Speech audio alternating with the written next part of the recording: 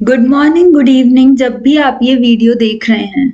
तो आज हम ब्रिक्स बीड्स एंड बोन्स के लास्ट पार्ट पे पहुंचे हैं, जिसमें हम डिस्कवरिंग द हड़प्पा सिविलाइजेशन के बारे में जानेंगे।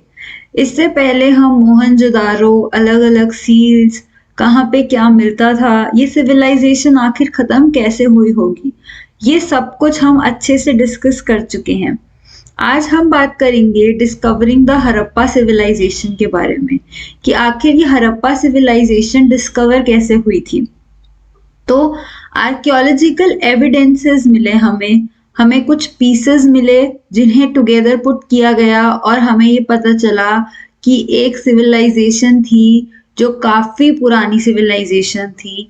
हमें अभी तक इससे पहले हमें इंडस वैली सिविलाइजेशन के बारे में नहीं पता था, लेकिन वक्त के साथ जब हमें पता चला तो हमें पता चला कि ये one of the oldest civilisations होंगी। तो आइए देखते हैं कि कैसे हमें पता चला। तो सबसे पहले देखते हैं क्यूमिंगम्स कंफ्यूजन। क्यूमिंगम, जो कि आपने पहले भी मैंने आपको बताया था कि वो फर्स्ट डायरेक्टर जनरल थे हमारे एएसआई के, became archaeological excavations in mid 19th century. Archaeologists preferred to use the written words, क्योंकि उस वक्त तक की जितनी भी स्क्रिप्ट्स मिली थी, जितनी भी चीजें मिली थी, वो सब कुछ हम पढ़ पा रहे थे। तो क्यूमिंगम भी लिखी हुई बातों को ही प्रेफर कर रहे थे। जैसे ये देखिए कि ये क्यूमिंगम का स्केच है, जो सील उनको हड़प्पा से मिली, उन्होंने उसका ये स्केच बनाया था। तो उसपे जो लिखी हुई बातें थी उनको पढ़ने की कोशिश कर रहे थे। इन्वेस्टिगेशन हो रही थी उस वक्त हर चीज को लेके। क्यूमिंगम का जो मेन इंटरेस्ट था archaeology of the early historic and later periods के बारे में। उन्होंने जो चाइनीज और बुद्धिस्ट पिलग्रिम्स जो उस वक्त आते थे, पिलग्रिम्स, उन लोगों ने जो अकाउंट्स छोड़े, जो उस टाइम पे सब कॉन्टिनेंट आए थे 4th से 7th सेंचुरी के बीच में, उनको स्टडी किया। क्यूमिंगम ने अलग अलग डॉक्यूमेंट्स, ट्रांसलेटेड इंस्क्रिप्शंस, जो भी उन्होंने सर्वे किया उन सबको भी इकट्ठा किया। ही एक्सकेवेटेड साइट्स, एक्सकेवेट मतलब उन एरियाज को खुदवाया और वहां पे पूरे एरिया में अलग अलग जो चीजें मिली, जो आर्टिफैक्ट्स मिले, उनको भी स्टडी किया। लेकिन a site like Harappa, which was not a part of literary of a Chinese pilgrims, और ना ही अर्ली हिस्टोरिक सिटीज में इस चीज के बारे में लिखा गया था। जो चाइनीज पिलग्रिम्स या बुद्धिस्ट पिलग्रिम्स क्यूमिंगम जिनकी स्टडी कर रहे थे, उनमें हड़प्पा के रिलेटेड कहीं कुछ मेंशन नहीं था। जो चीजें हड़प्पा सिविलाइजेशन के टाइम की मिल रही थी वो इन चाइनीज पिलग्रिम्स में फिट नहीं हो रही थी, क्योंकि बात कुछ जम नहीं रही थी। क्यूमिंगम को उस वक्त ये बात एहसास नहीं हुई कि ये सिविलाइजेशन उनसे काफी पुरानी हो सकती है। जिस सिविलाइजेशन को स्टडी कर रहे हैं, चाइनीज पिलग्रिम्स और बुद्धिस्ट टेक्स्ट को वो देख रहे हैं, वो काफी नए हो सकते हैं और ये हड़प्पा सिविलाइजेशन उससे पुरानी हो सकती है। जो हड़प्पन सील्स क्यूमिंगम को दी गई थी, ही नोटेड द ऑब्जेक्ट, लेकिन उन्होंने ये नहीं समझ पाए वो कि ये किस वक्त की हो सकती हैं।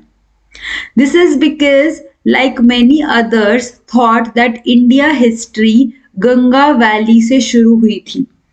मैंने आपको बताया इंडस वैली के बारे में पता ही नहीं था, तो सबको ये लग रहा था कि इंडिया की हिस्ट्री तो गंगा वैली से शुरू हुई थी, लेकिन हम उस वक्त तक ये रियलाइज नहीं कर पाए कि इंडस वैली से भी शुरू हो सकती है।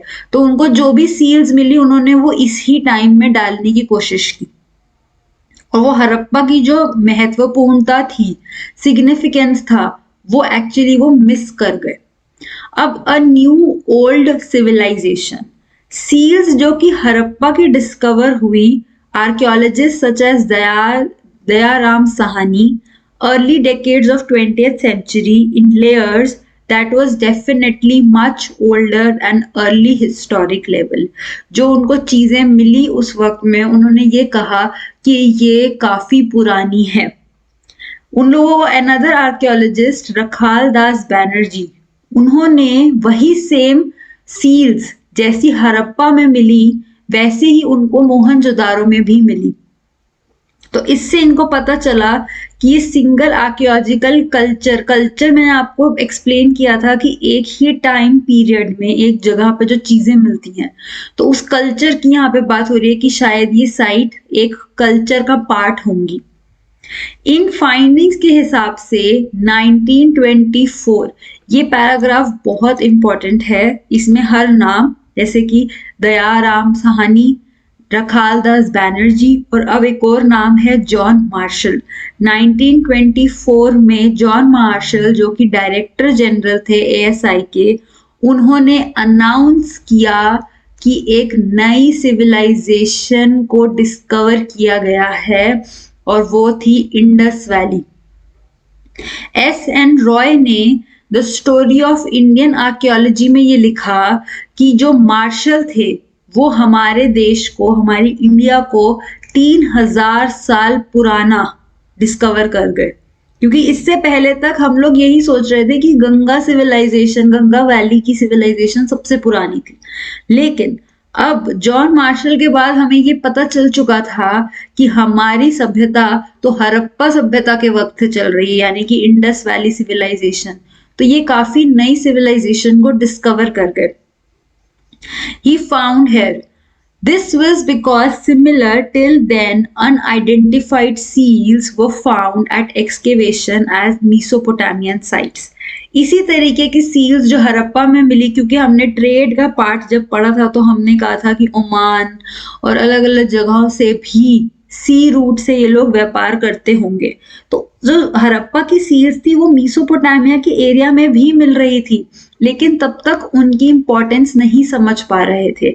लेकिन अब हमें पता चल चुका था कि हड़प्पा सिविलाइजेशन कंटेम्पररी थी, यानी कि उसी वक्त की थी जब मेसोपोटामिया की सभ्यता की बात होती है। तो ये दोनों एक ही वक्त की थी। In fact, John Marshall's stint as Director General of ASI marked a major change in Indian archaeology to work in India and brought his experience of working in Greece and Crete. तो अभी basically थोड़ा सा paragraph John Marshall के बारे में बता रहे हैं कि वो जो एक डायरेक्टर जनरल बने, वो अपना एक्सपीरियंस इंडिया लेके आए और उस एक्सपीरियंस ने भी बहुत हेल्प की। अब क्यूमिंगम जो थे, he too was interested in spectacular finds. He was equally keen to look at the patterns of everyday life. Marshall ने जो चीज की वो था रेगुलर हॉरिजॉन्टल यूनिट्स मेजर करना। अब ये होता है हॉरिजॉन्टल और ये होता है वर्टिकल। ठीक है, सबसे पहले तो आप ये समझ गए। अब हॉरिजॉन्टल यूनिट्स में जब एक्सकेवेशन होगा, यानी कि इस एरिया में जो चीज मिल रही है उसको इकट्ठे ग्रुप किया जाएगा, फिर इस एरिया में जो चीज मिल रही है उसको इकट्ठे ग्रुप किया जाएगा। ऐसे करके ये डिफरेंट स्ट्रेटिग्राफिक लेयर्स बनाई गई। इससे पहले तक क्या हो रहा था, यहाँ पे जो चीजें मिली वो इकट्ठी कर दी गई, यहाँ पे जो चीजें मिली उन्हें इकट्ठा कर दिया गया। तो ऐसे कुछ इंपॉर्टेंट बातें मिस हो रही थी। लेकिन अब हॉरिजॉन्टल यूनिट में यूनिफॉर्मली मेजर किया जा रहा था। ये मार्शल कर रहे थे, इग्नोर कर रहे थे वो, सॉरी मैंने गलत बोल दिया। मार्शल क्या कर रहे थे, मार्शल इस एरिया में जो चीजें मिली उन्हें इकट्ठा ग्रुप कर रहे थे, वो इग्नोर कर रहे थे स्ट्रेटिग्राफिक यूनिट्स को। वो प्रॉपरली जो यूनिट्स थी उनको वो इग्नोर कर रहे थे और इससे काफी जो महत्वपूर्ण इंफॉर्मेशन थी ना वो हमारी मिस भी हुई है, इस कारण से लॉस्ट हो गई। अब असली और काम की टेक्निक R.E.M. व्हीलर लेके आए, जो कि डायरेक्टर जनरल बने 1944 में। उन्होंने इस प्रॉब्लम को सही किया। व्हीलर ने रिकॉग्नाइज किया कि स्ट्रेटिग्राफ मोल्ड में डिग करना कितना इंपॉर्टेंट था हॉरिजॉन्टल लाइंस के हिसाब से, और इस चीज को ठीक करते ही हमारे काफी सारी नई इंफॉर्मेशन के बारे में पता चलने लग गया। Frontier of Harappa civilization have little or no connection with present day boundaries. जैसे कि चैप्टर के शुरुआत में मैंने आपको बताया था कि हड़प्पा की सभ्यता के कुछ हिस्से आपको पाकिस्तान में मिलते हैं, कुछ अफगानिस्तान में मिलते हैं। तो जो आज की बाउंड्री है उससे हड़प्पा सिविलाइजेशन का कोई लेना देना नहीं है। हाँ, लेकिन आप ये कह सकते हो कि पार्टीशन के बाद मोहनजोदारो, हड़प्पा, काफी जो इम्पोर्टेंट साइट्स थी वो पाकिस्तान की टेरिटरी में चली गई। तो इंडिया आर्कियोलॉजिस्ट्स क्या कर रहे हैं, वो कोशिश कर रहे हैं गुजरात के एरिया में, जम्मू के एरिया में नई नई साइट्स को डिस्कवर करने की, एक्सप्लोर करने की। पंजाब और हरियाणा में भी हमें कुछ साइट्स मिली हैं, जैसे कि कालीबंगन, लोथल, राखी गई, और सबसे रिसेंटली हमें धोलावीरा डिस्कवर हुई है। तो मोस्ट रिसेंटली डिस्कवर्ड साइट अगर आपसे पूछा जाए तो वो धोलावीरा है, और इनसे भी हमें काफी नई चीजें पता चली हैं। ओवर द डेकेड्स नई बातें पता चली, नई चीजें एज्यूम हुई हैं, और हमें लॉजिकल अंडरलाइन द लोकेशन, हम उस चीज को समझने की कोशिश कर रहे हैं। 1980s के बाद से इंटरनेशनल इंटरेस्ट हड़प्पा आर्कियोलॉजी में बढ़ा है। काफी सारे सब कॉन्टिनेंट और बाहर के लोग इस पे मिलके काम कर रहे हैं, हड़प्पा और मोहनजोदारो पे। काफी मॉडर्न साइंटिफिक टेक्निक्स को यूज किया जा रहा है ताकि उनके क्ले के ट्रेसेस, पत्थर, मेटल, प्लांट्स, एनिमल्स, इन सब के बारे में बारीकी से हमें पता चल सके, क्योंकि हमें स्क्रिप्ट नहीं पता। तो हम जो चीजें मिली हैं उनसे काफी कुछ जानना चाह रहे हैं और हमें पता भी चल रहा है। अब बात करते हैं कि हम इतनी सारी नई टेक्निक्स यूज कर रहे हैं, इंडिया के लोग सब कॉन्टिनेंट में बाहर के लोग हेल्प कर रहे हैं और हड़प्पा के बारे में जानने की कोशिश कर रहे हैं, लेकिन फिर भी problems of piercing the past, ये क्वेश्चन मेरे बोर्ड एग्जाम्स में आया था। तो मुझे नहीं पता ये कितना इम्पोर्टेंट आपको लगता है, बट आई थिंक इसकी इम्पोर्टेंस है और आप कनेक्ट कर पाओगे जब मैं आपको पढ़ाऊंगी कि ये एक्चुअल में एक प्रॉब्लम है। हड़प्पा की स्क्रिप्ट, जो कि मैं आपको शुरू से बता रही हूँ, हमें आज भी नहीं समझ आई है। तो जो उनकी बनाई हुई चीजें हैं, उनका सामान है जो हमें उस वक्त का मिला है, हम उसी से ही हड़प्पा के लोगों की जिंदगी के बारे में जानने की कोशिश कर रहे हैं।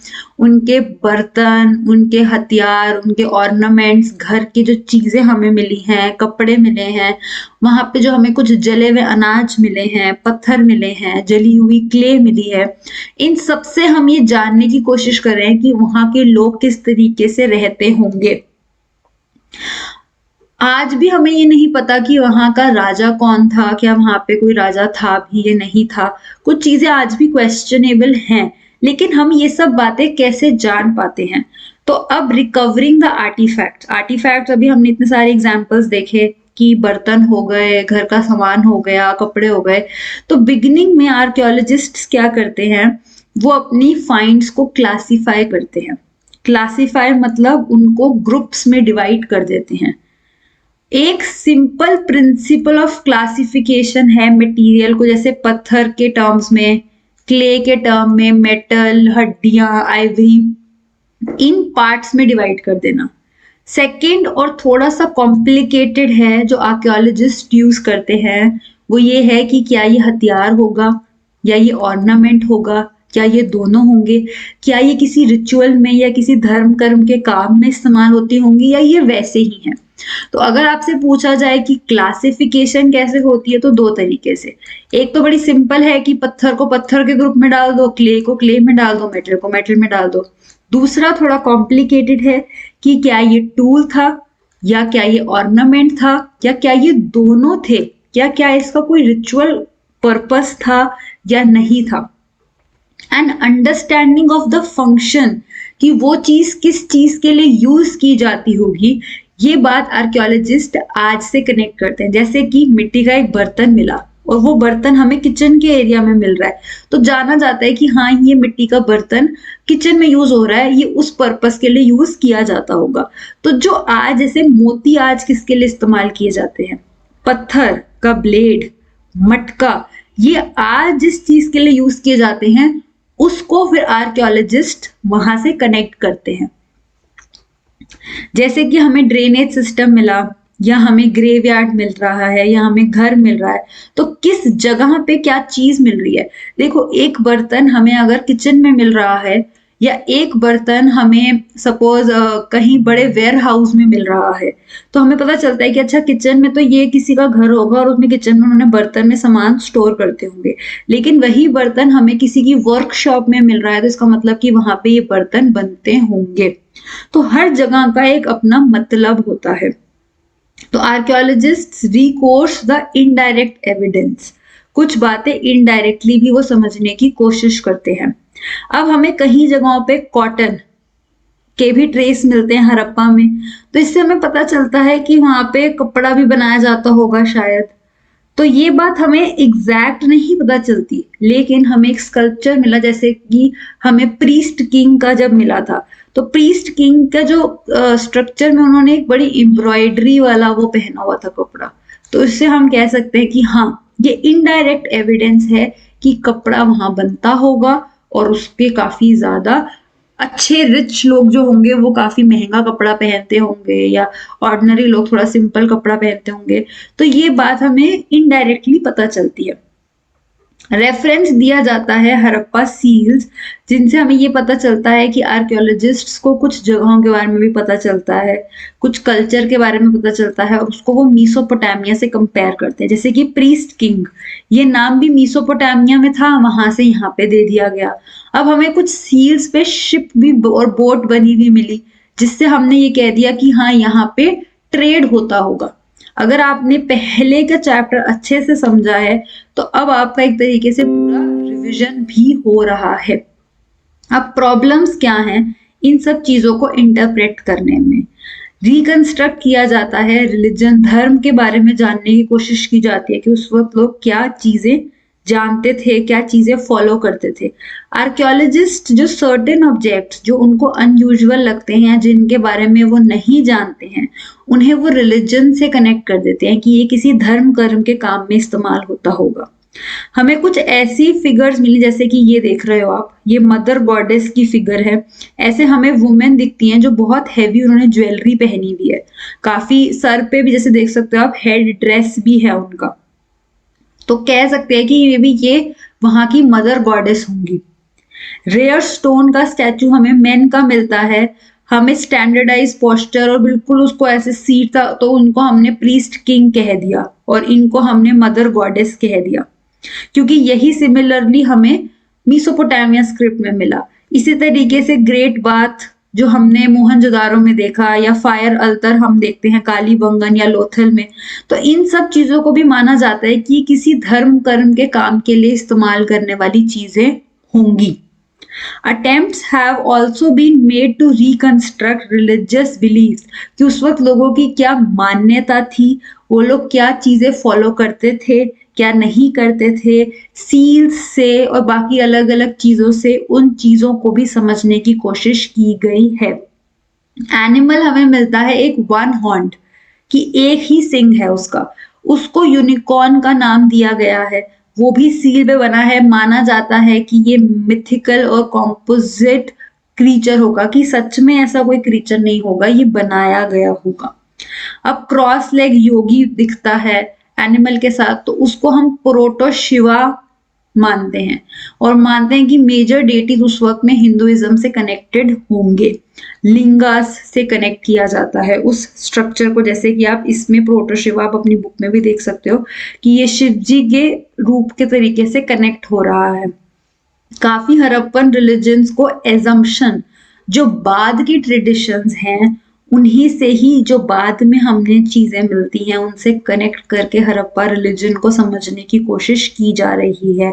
और ये लाइन बहुत इंपॉर्टेंट है कि archaeologists often move from known to unknown, जो बातें उनको पहले से पता होती हैं उनसे वो अनकही बातों तक जाते हैं। ये आपके क्वेश्चन में अगर आंसर आ जाए, आप आंसर में ये लाइन जरूर लिखिएगा, और आपसे क्वेश्चन भी पूछा जा सकता है कि जस्टिफाई या comment, how can you say कि archaeologist move from known to the unknown, present से पास्ट में। तो आप ये सारे एग्जाम्पल्स जो अभी तक मैं डिस्कस कर रही हूँ, आप ये सब दे सकते हो।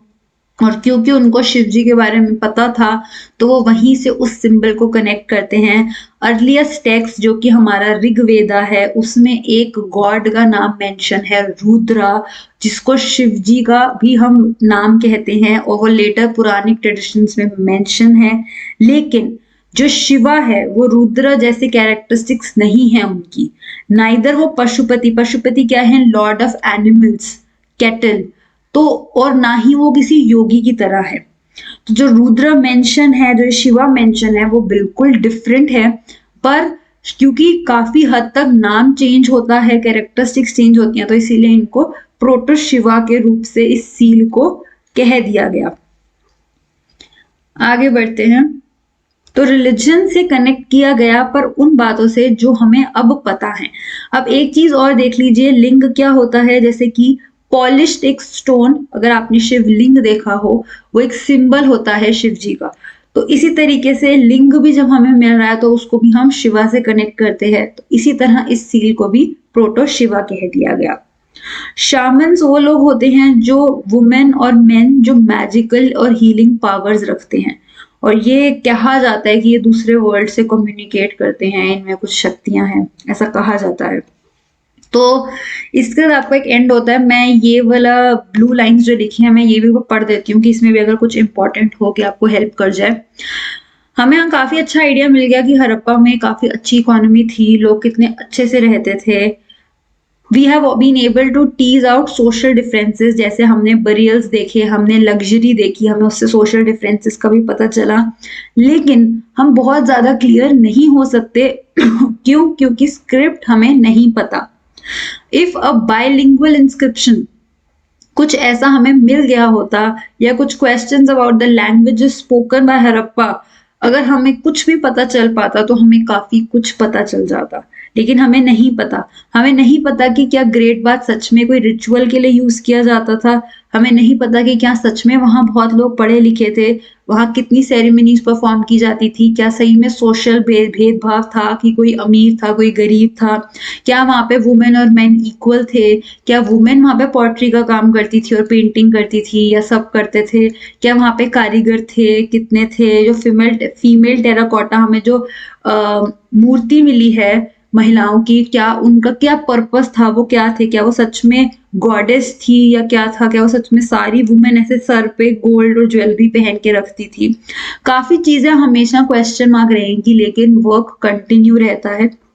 तो आप एंड में एक कंक्लूजन से ये कह सकते हो कि हम ये सब कुछ रिकंस्ट्रक्ट कर रहे हैं। कैसे कंस्ट्रक्ट कर पा रहे हैं? Through known to the unknown. ये बात बहुत इंपॉर्टेंट है। मैं फिर से कहूंगी कि जो बातें आर्कियोलॉजिस्ट्स को पता होती हैं, वो वहां से ही कोशिश करते हैं कुछ नई बातों को जानने की और डिस्कवर करने की, पुरानी बातों को। तो इन बातों को रिलीजियस सिंबल दिया जाता है। तो ये था आपका पूरा चैप्टर। लैपटॉप की बैटरी खत्म हो रही है। ये था आपका पूरा chapter 1 bricks beads and bones, जिसमें हमने बहुत अच्छे से हड़प्पा सिविलाइजेशन को पढ़ा। हड़प्पा सिविलाइजेशन में हमने मोहनजोदारो को पढ़ा, वहां पे क्या किंग्स थे क्या नहीं था, पैलेसेस थे क्या, हमें ग्रेट बाथ्स मिली, और हमने कैसे ये डिस्कवर हुई, जॉन मार्शल ने क्या गलती की थी और वो REM व्हीलर ने करेक्ट की थी। ये सब कुछ हमने पढ़ा, और ये आपकी पूरी एक रिवीजन भी हो गई प्रीस्ट किंग के बारे में, जो हमें पता चला मेसोपोटामिया के टाइम से सिविलाइजेशन उसी वक्त की है। तो ये सब के साथ आपका ये चैप्टर खत्म होता है। अगर आपको कोई भी डाउट हो, कमेंट हो, नहीं समझ आया पूरे चैप्टर में कुछ भी, वैसे मैं आपको रिक्वेस्ट करूंगी कि आप एक बार पूरा अच्छे से पढ़ो, बुक में मार्क करो पॉइंट्स, खुद लिखो नोट्स अगर कोशिश करो। वैसे तो बहुत सी जगह से आपको फ्री नोट्स मिल जाएंगे, लेकिन आप जब तक खुद नहीं लिखोगे, क्योंकि आपका एम है बोर्ड्स में अच्छा स्कोर करना, इसीलिए आई वुड रिक्वेस्ट कि आप नोट्स खुद बनाओ। कोई भी डाउट हो आप मुझसे पूछ सकते हो कमेंट बॉक्स में। अगर वीडियो अच्छी लगी तो वीडियो को डेफिनेटली लाइक करो, और चैनल को सब्सक्राइब करके बेल आइकन को क्लिक कर लो, क्योंकि इसके बाद अब मैं चैप्टर 2 शुरू करूंगी, एंड मैंने सारे 1 by 1 चैप्टर्स कवर करने हैं आपकी हिस्ट्री के। तो मिलते हैं अगले चैप्टर के साथ, तब तक के लिए keep learning and keep growing.